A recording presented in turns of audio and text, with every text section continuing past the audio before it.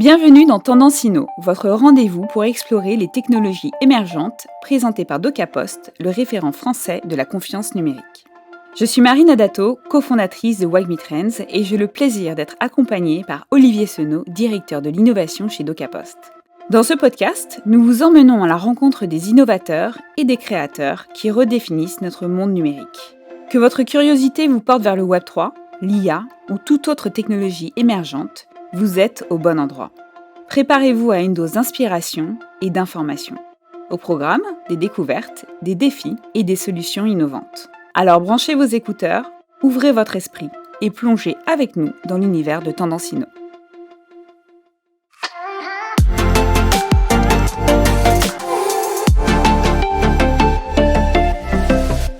Imaginez un monde où notre identité numérique transcende le physique pour s'ancrer dans le numérique, où liberté, sécurité et confidentialité redéfinissent le visage de l'être humain. C'est dans cet espace novateur de l'identité numérique que nous nous aventurons aujourd'hui. Nous accueillons Hervé Bonazzi, entrepreneur chevronné et CEO d'Archipel, pionnier de la confiance et de l'identité numérique à travers la technologie blockchain, ainsi que Candice Dauge, directrice de l'identité numérique et directrice de la Business Unit Digital Trust and Services de DocaPost. Ensemble, nous allons décrypter comment l'identité numérique façonne un nouveau paradigme entre liberté, sécurité et confidentialité et redessine le nouveau visage de l'être humain dans le monde numérique. Pour m'accompagner et nous offrir une perspective plus concrète sur ce sujet et les défis qui l'accompagnent, Olivier Senot, directeur de l'innovation de DocaPost. Olivier, c'est à toi. Merci Marine, bonjour Hervé. Et comme souvent dans ce podcast, nous recevons des ovnis, aujourd'hui consacrés à un homme qui a plus de start-up à son actif que de paires de chaussettes dans son tiroir. Hervé Bonazzi, c'est un peu le James Bond de la technologie blockchain.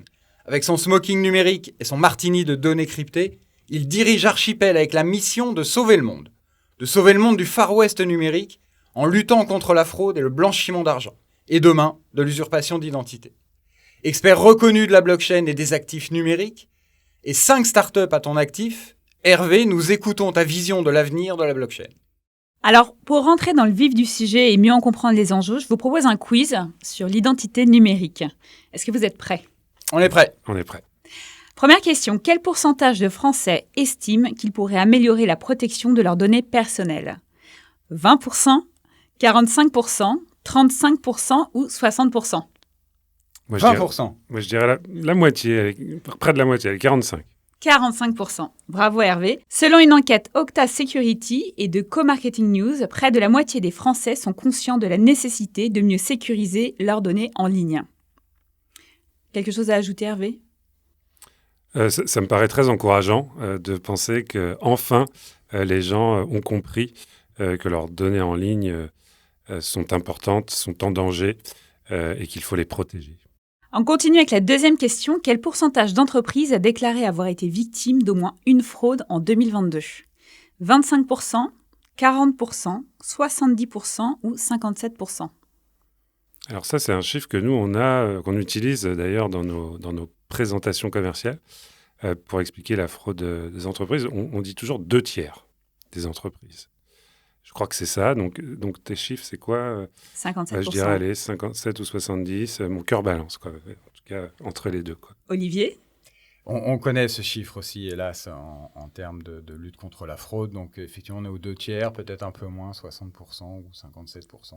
57%, c'est ça. Tu le disais. Absolument. Selon une enquête d'Alliance Red, plus de la moitié des entreprises ont été touchées par la fraude en 2022. C'est énorme. Continuons. Troisième question. Combien de personnes en France sont victimes d'usurpation d'identité chaque année ? Entre 2000 et 2005, entre 1000 et 2000, moins de 1000 ou plus de 3000 ? Je crois que c'est 2000 ou 3000, j'aurais dit entre les deux. Donc là, allez, 2005. 2005, Olivier ? Alors là, en 2023, on va exploser les chiffres. Donc, on va être largement au-delà de 3000 en 2023. On est déjà à plus de 3000 à aujourd'hui. Plus de 3000 à aujourd'hui. Donc, entre 2000 et 2005, selon la Banque de France et une tribune publiée sur Alliancy, entre 2000 et 2500 personnes en France sont victimes d'usurpation d'identité chaque année. Maintenant que nous sommes au point sur les chiffres, je vous propose d'écouter ce que les gens pensent réellement de l'identité numérique et de son impact sur leur quotidien.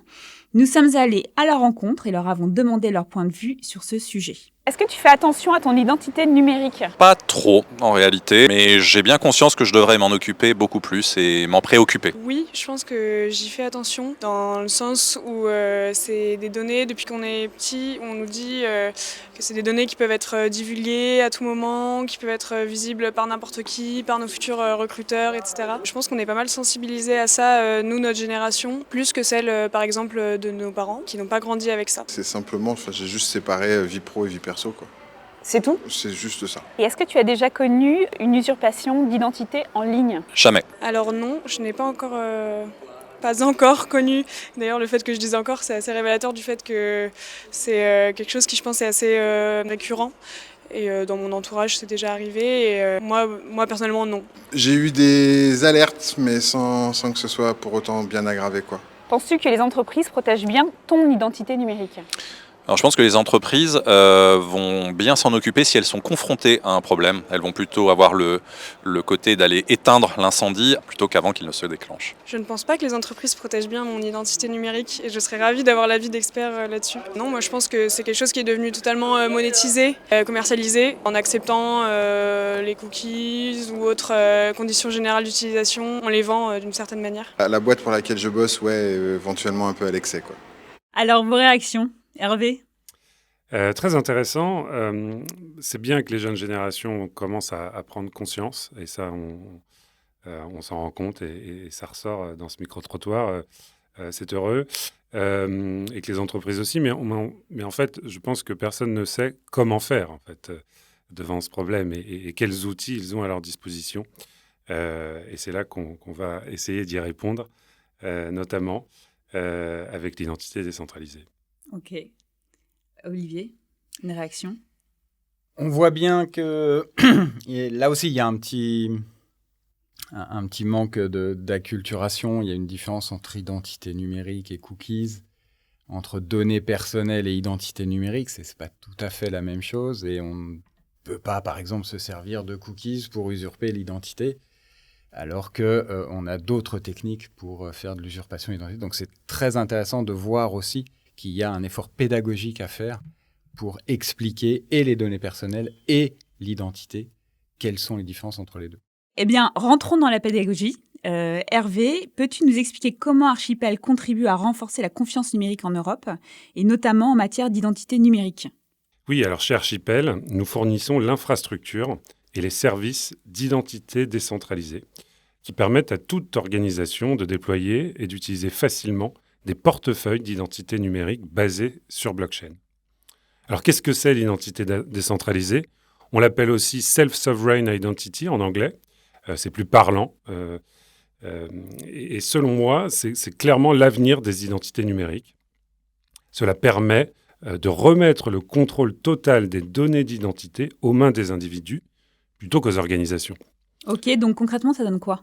Alors concrètement, les utilisateurs disposent d'un portefeuille numérique, similaire à un portefeuille physique, où ils peuvent contrôler les éléments de leur identité et surtout contrôler avec qui et comment ils vont les partager, et cela sans intermédiaire central qui contrôlerait ces données ou qui verrait passer ces données.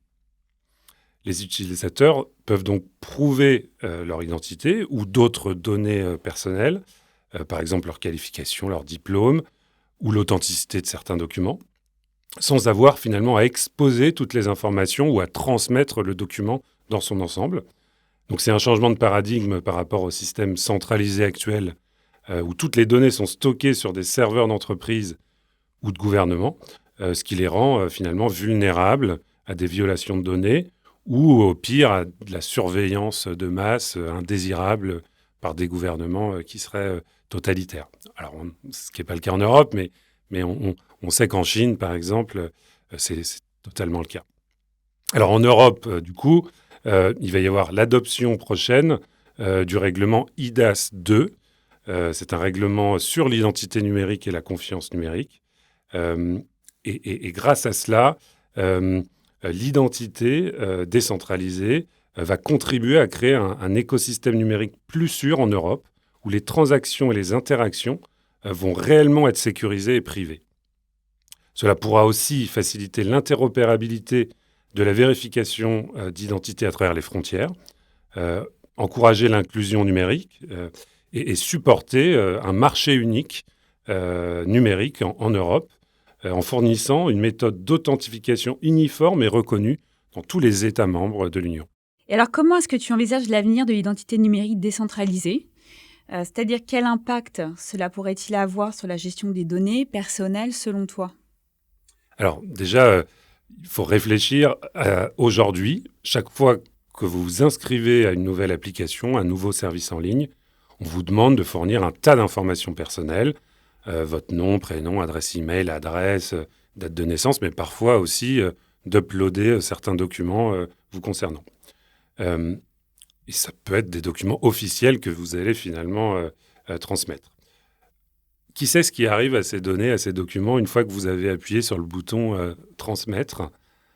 Elles sont protégées a priori par le RGPD, mais bon, parfois elles pourraient être vendues à des annonceurs ou carrément fuitées suite à une violation de données et, in fine, potentiellement être utilisées pour une usurpation de votre identité. La solution, avec l'identité décentralisée, vous allez devenir le seul propriétaire de votre identité numérique dans votre portefeuille numérique. Vous décidez exactement quelles informations vous partagez et avec qui et dans quelles circonstances. Et avec des principes comme la divulgation sélective ou même la technologie de preuve à divulgation nulle, les fameux ZKP, vous allez pouvoir prouver quelque chose à propos de vous sans même le révéler finalement. Est-ce que tu peux nous donner un exemple concret ? Alors un exemple concret, pensez à ce piratage en fait cette année d'une agence de voyage assez connue où des milliers de passeports ont été divulgués sur Internet. Avec l'identité décentralisée, l'agence de voyage pourrait juste vous demander la preuve que vous disposez d'un passeport en cours de validité ou du visa nécessaire à ce voyage. Et vous allez juste, avec votre wallet, transférer une preuve cryptographique, mais vous n'allez pas transférer votre passeport. Et du coup, l'agence de voyage n'a pas besoin de garder votre passeport sur ses serveurs informatiques.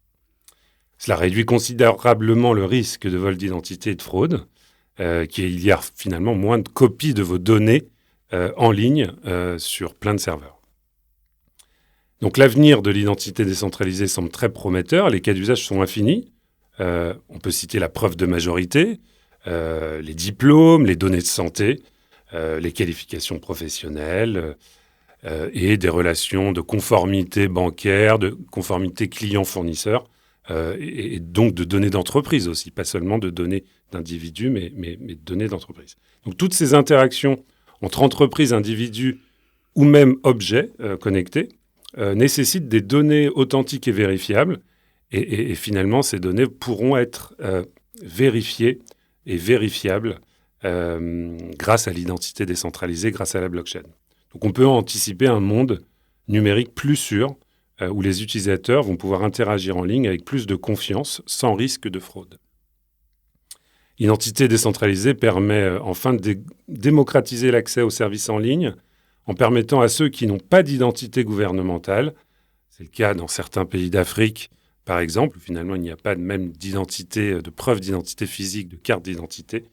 Avec l'identité décentralisée, on va pouvoir délivrer plus facilement des identités finalement aux citoyens dans certaines régions du monde où les citoyens n'ont aucun moyen de prouver qui ils sont. Ça va permettre l'inclusion bancaire, par exemple, l'accès aux services basiques bancaires pour ces populations-là.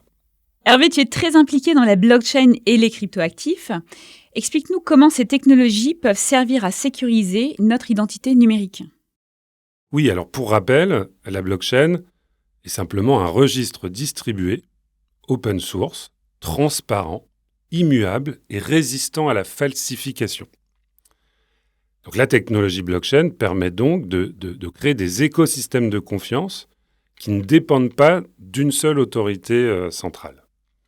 Donc lorsque l'on pense à notre identité numérique, avoir ce cadre de confiance décentralisé semble vraiment important afin qu'aucune organisation, aucune grande entreprise du numérique ou même aucun gouvernement ne puisse utiliser nos données sans notre accord. Donc la décentralisation de l'infrastructure, par la décentralisation de la blockchain, assure la sécurité, la résilience du système, mais c'est aussi la décentralisation de la gouvernance sur plusieurs acteurs qui assure finalement qu'aucune utilisation hégémonique de mes données pour des fins de traçage ou de discrimination sans mon accord serait possible. Et donc, en intégrant la technologie blockchain, ça donne quoi ? Alors, en intégrant la technologie blockchain finalement dans l'écosystème d'identité numérique, on va pouvoir créer un environnement où les identités sont non seulement sécurisées et privées, mais également où les individus ont une totale souveraineté, un total contrôle de leur propre identité et de leurs données. Cela pourrait vraiment révolutionner la façon dont nous accédons aux services, dont nous interagissons en ligne et la manière avec laquelle nous allons protéger demain notre vie privée. Très intéressant. Alors, ce podcast a pour vocation et d'acculturer et de donner des conseils pratiques à nos auditeurs. Pour des décisionnaires de TPE, PME ou ETI, quelles sont les premières étapes pour intégrer une solution d'identité numérique sécurisée dans leur entreprise ? Oui, alors avant tout, il est nécessaire de comprendre quel processus métier nécessite plus de sécurité et quel type de données on a besoin de protéger. Ensuite, il semble important de s'éduquer sur ces nouvelles technologies, sur l'impact de la réglementation IDAS 2 que j'ai citée précédemment, et aussi comprendre les menaces potentielles et les meilleures pratiques en termes de sécurité informatique. Enfin, on va sélectionner une solution d'identité numérique qui correspond à la taille et aux besoins de l'entreprise, en tenant compte finalement de la facilité d'intégration et de son évolutivité. Et maintenant, si on se met du point de vue des collaborateurs des entreprises, comment peuvent-ils s'assurer que leur identité numérique est sécurisée au travail ? Et y a-t-il des bonnes pratiques à suivre ? Oui, alors aujourd'hui, en l'absence de réelles solutions d'identité numérique professionnelle répandues dans toutes les entreprises, en fait, les règles de prudence habituelles s'appliquent sur les mots de passe forts, la double authentification, la vigilance avec l'email contre le phishing, qui reste la première source de fraude, la mise à jour des logiciels et des appareils, des antivirus. Donc l'éducation et la sensibilisation des collaborateurs aux risques cyber restent les meilleurs moyens de les prévenir. Et maintenant, si on prend le point de vue des citoyens, quels sont les gestes simples à adopter pour protéger son identité numérique au quotidien ? Au quotidien, il va falloir favoriser l'usage des portefeuilles d'identité numérique qui permettent de prouver son identité sans transmettre des copies de documents à chaque fois. Mais d'une manière générale, il faut éviter de partager des informations personnelles inutilement en ligne. Il faut utiliser des mots de passe forts tant qu'on n'a pas encore tous de portefeuille numérique pour se connecter à tous les services. Il faut changer régulièrement ces mots de passe. Il faut s'assurer que nos appareils sont à jour et protégés avec des logiciels de sécurité. Mais en effet, dès lors qu'on va avoir des portefeuilles numériques d'identité sécurisés, on va grandement réduire les risques de fraude.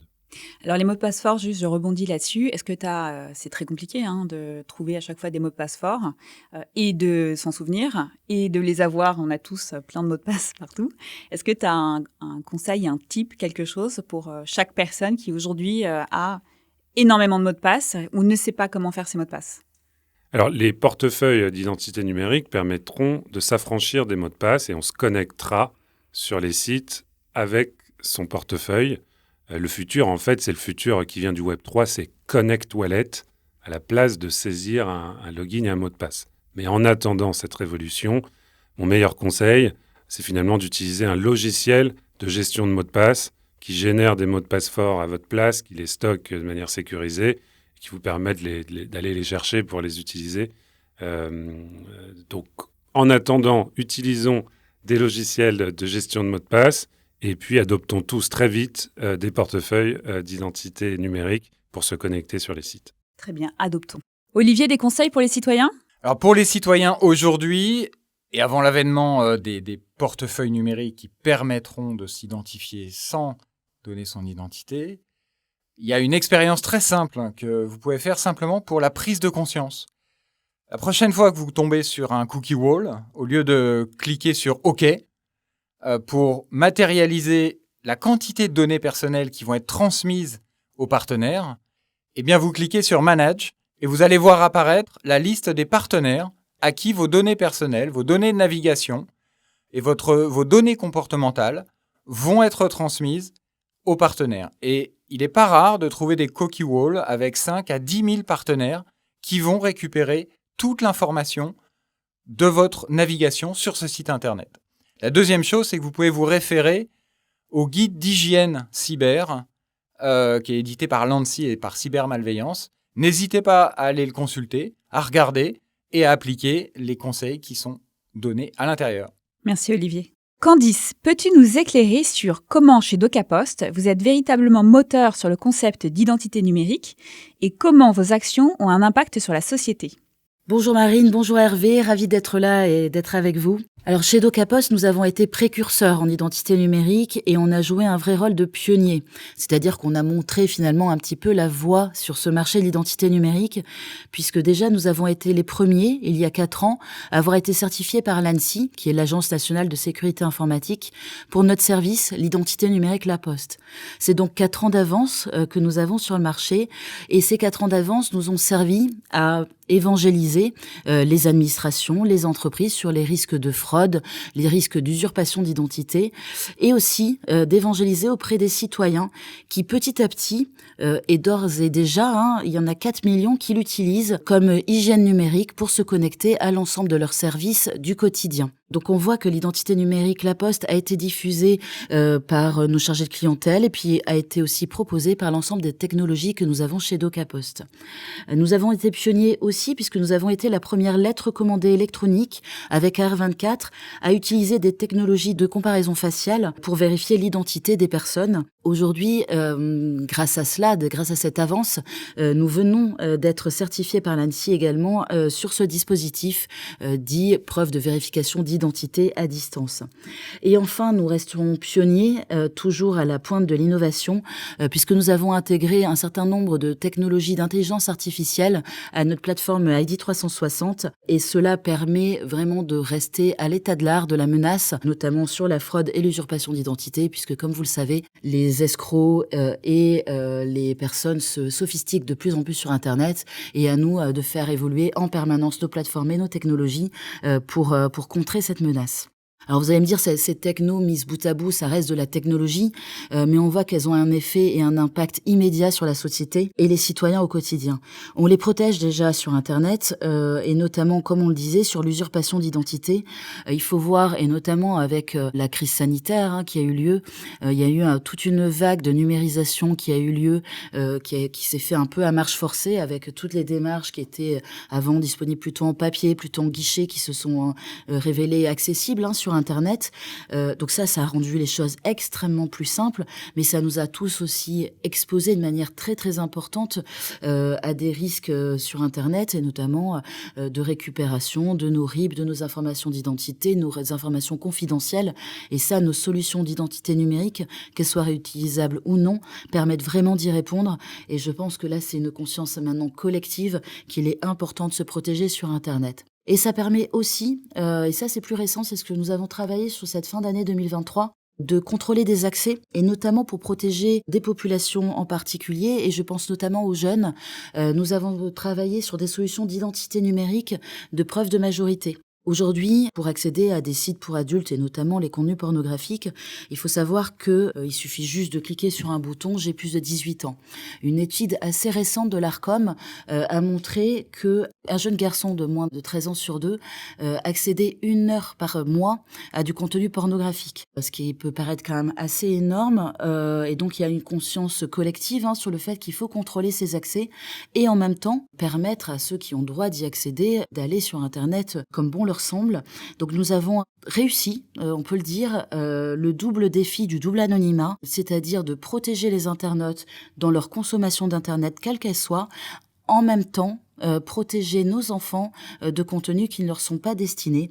Et nous avons donc assemblé une solution de preuve de majorité juste à cet égard. Donc on voit finalement que chez DocaPost, l'identité numérique, c'est un vrai sujet de société qui permet d'y répondre avec des technologies et des vrais cas d'usage impactants pour le quotidien.